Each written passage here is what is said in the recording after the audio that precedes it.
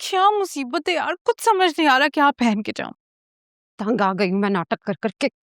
जिन लोगों की शक्लें देख देख के मेरा ब्लड प्रेशर हाई होता है, उनसे मुझे हंस हंस के बात करनी पड़ती है तुम्हारे डैड की वजह से। क्या हो गया है मॉम? कहीं सुबह सुबह आलिया चाची और जायशा को तो नहीं देख लिया आपने? और किसको देख के मेरा ब्लड प्रेशर हाई होता है? गुस्सा आता है मुझे उनकी शक्ल देख देख के, नहीं बर्दाश्त होती मुझसे। तो मॉम आप क्यों खामखा अपना दिल जलाती हैं? आपको नहीं पता डैड कितना पॉसेसिव है उनके बारे में, हर वक्त उन्हीं की साइड ले रहे होते हैं। और एटीट्यूड देखो उन लोगों का, सब डैड के शय की वजह से। सही कह रही है बिल्कुल ये। डैड को जब देखो ये जायशा और राफे की तारीफें करते रहते हैं और सारी बुराइयां हमें नजर आती हैं इनको। मुझे लगता है डैड को लगता है कि हम उनकी सौतेली औलाद है और वो उनकी सगी औलाद। आप मुझसे लिखवा लें, एक दिन आएगा कि डैड अपनी आधी जायदाद उठा के उस आलिया चच्ची और उनके बच्चों के नाम कर देंगे और हम बस खड़े देखते रह जाएंगे। अच्छा, वो जायदाद उनके नाम कर देंगे और मैं होने दूंगी? मॉम ठीक कह रहा है ये। डैड जिस दिन ना उनको कुछ देने का फैसला करेंगे ना, आप कुछ नहीं कर पाएंगी। तो I just hate them all. खास तौर पे वो 2 टके का राफे, उसको देखता हूं ना मेरा खून खौलता है। वो समझता क्या है खुद को? जहर लगता है मुझे ना सब जहर लगता है। मुझसे बर्दाश्त नहीं होता कि मैं कब धक्के देके उन्हें घर से निकाल दूं। लगते हैं ना जहर आपको, लगते हैं ना जहर। तो मॉम कुछ कर रही है इसका, कहने से कुछ नहीं होता। लात मारे और 2 टके के लोगों को घर से निकालें बाहर। सुनो मॉम, उनको तो निकाल देंगी, लेकिन तुम तो कुछ करना स्टार्ट करो। कब तक ये सब आवारागर्दियां करते रहोगे? डैड बिल्कुल ठीक कहते हैं तुम्हारे बारे में। तुम मेरी बात सुनो, अपनी बकवास ना बंद रखा करो। बड़ा भाई हूं तुम्हारा, इज्जत से बात किया करो।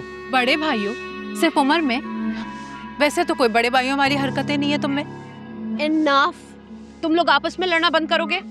आप एक काम करें, इसको बोले मेरे मुंह मत लगा करें कि आती मेरा दिल खराब हो जाता है। पागल औरत। एक मिनट, तुम पागल हो। तुम्हारे डैड की गलत। हेलो, हामिद आप पहुंच गए? जी जी, आपका लंच टाइम पे पहुंच जाएगा। वो नूरी बना रही है, मैं ओके ओके। शुक्र है यार, एक और पेपर निकल गया। अब बस जल्दी से सेमेस्टर खत्म हो जाए तो मैं खूब सोऊंगा। बोल तो ऐसे रहा है जैसे सारी सारी रात जाकर पढ़ता हूँ। सब जानता हूँ मैं, ऐन वक्त पर भी इसे चीटिंग का ही ख्याल आता है। हाँ यार, मुझसे नहीं होती इस राफे की तरह रात रात भर पढ़ाइयाँ। सबसे ज्यादा जीपीए भी इसी का ही आता है। कैसे कर लेता है? इतनी एफर्ट हमसे नहीं होती। तुम लोगों को संभालने के लिए तुम्हारे फादर्स जो हैं, ये उनसे पूछो जिनके सर से छोटी सी उम्र से बाप का साया उठ जाता है और उन्हें बुरे रिश्तेदारों के रहमो करम पर छोड़ दिया जाता है। तो एक्स्ट्रा एफर्ट्स तो करनी पड़ेंगी। छोड़ना यार, दफा कर। मुझे पता है तुम एक दिन बहुत तरक्की करोगे। अच्छा सुन, मैंने तुझसे वो अंकल से जॉब के बारे में बात करने का कहा था, तूने की? अरे यार मैं भूल गया। अच्छा वो तुमने याद दिलाया। यार मैंने की थी पापा से बात, शायद वो कह रहे थे कि 1-2 दिन में इंटरव्यू के लिए कॉल आ जाए। क्या भुलक्कड़ आदमी है यार, इतनी जरूरी बात थी मेरे लिए वो। अबे यार तुम्हें पता तो है ऐसा ही हूँ मैं यार। अच्छा यार कुछ खाने के लिए चले क्या प्लीज यार? नहीं यार, मेरी बाइक खराब है, मुझे उसको बनवाने जाना है। तुम लोग जाओ ना, मिलते हैं। चलो फिर कल मिलते हैं। अच्छा मेरे नोट्स लाजिम लेके आना कल। चलो।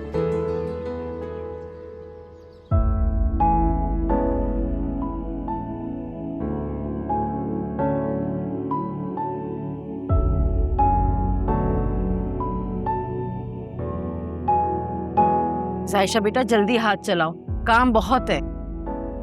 जी अम्मी। बाजी सालन में नमक कम लगा है, आके जरा चेक करें। खाओ।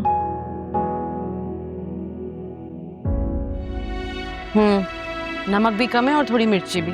इसको भूने अच्छी तरह। जी। हाँ भाई, कहाँ तक पहुंची तैयारी?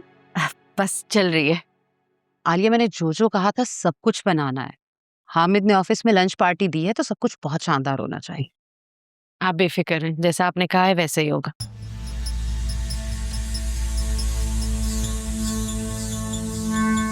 अरे जायशा, तुम तो जरा से काम पे रोना ही शुरू हो गई। इतना रोई कि आंखें लाल कर ली। वो ताई में प्याज काट रही थी ना, तो उसी की वजह से आंसू आने लग गए। लो भाई, इतनी सी प्याज काटी है और आंसू आ गए। इसीलिए कहती हूँ कि लड़कियों को ना घर के काम आने चाहिए। ससुराल में तंगी नहीं होती। अब अल्लाह जाने आगे जाके तुम्हें नौकर चाकर मिलने भी है या नहीं।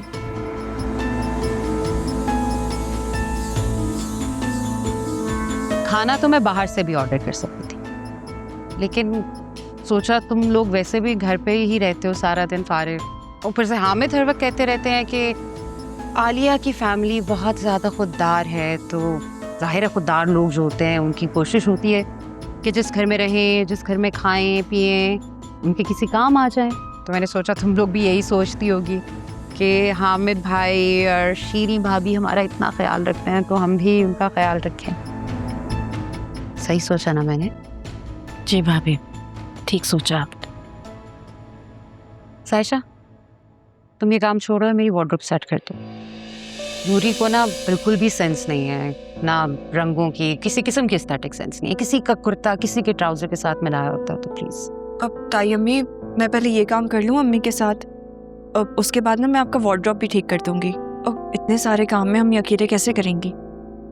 इतने सारे काम कौन से हैं? ज्यादा काम होगा तो नूरी आके हेल्प करा देगी। तुम जाओ, जो तुम्हें मैंने कहा है। हाँ बेटा, तुम जाओ, जाके ताई अम्मी का वार्डरोब सही कर दो, मैं यहाँ संभाल लूंगी। जी अम्मी। और हाँ, वो ज्वेलरी भी रखी है वहाँ पे, कोशिश करना कि वही हो। ढूंढने में आसानी होती है ना, उसको सेट करके उसी जगह रख देना जहाँ पे रखी है। जी ताई अम्मी।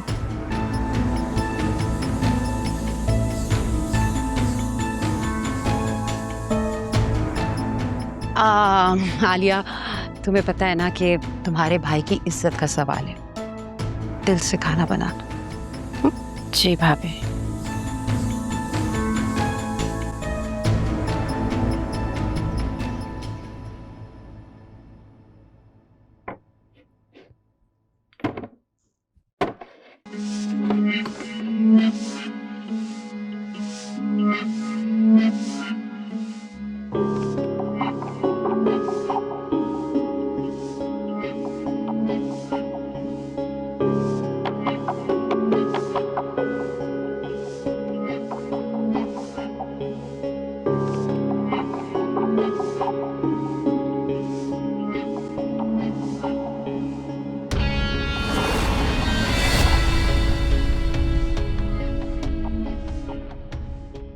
अरसलान भाई, आप?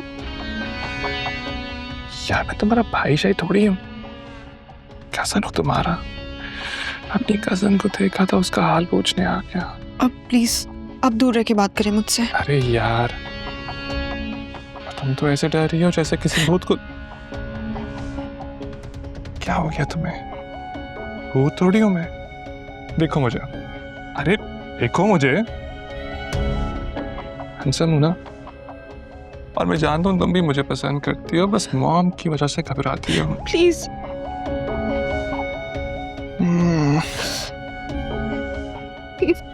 दूर रहे मुझसे। बल्कि ना एक काम करते हैं, ऐसा करते हैं कि तुम और मैं बाहर घूम कर आए। देखो क्या हुआ, पानी ना हो?